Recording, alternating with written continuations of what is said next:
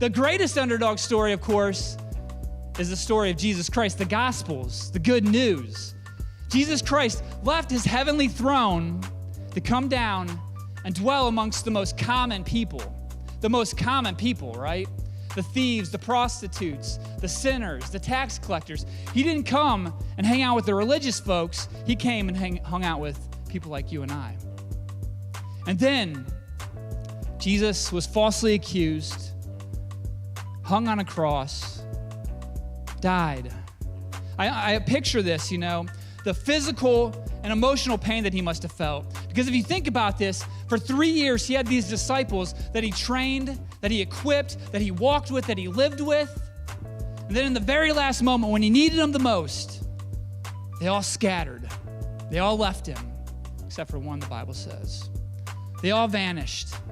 And then to be falsely accused and get beaten to what would be about an inch of his life, the pain that must have been on his physical body, the physical torment that must have had.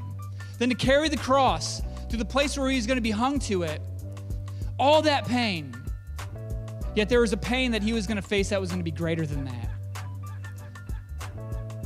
In the third hour, it says that Jesus says, my God, why have you forsaken me? The moment when the weight of the sins of the world were laid upon Jesus Christ and he had separation from God the Father. You see, Jesus Christ has always been with God the Father. The Bible says, in the beginning was the Word, and the Word was God, and the Word was with God. Jesus Christ, even though he left his heavenly throne, still had a relationship with God. But at that moment, at that brief moment, he had separation from God. The pain that must have caused him. And he died. And they put him in a tomb. And all of his disciples went and hid behind locked doors. They thought the story was over. But 3 days later, Mary and a couple of the other women went to look for the living amongst the dead. Meanwhile, Jesus Christ was nowhere to be found.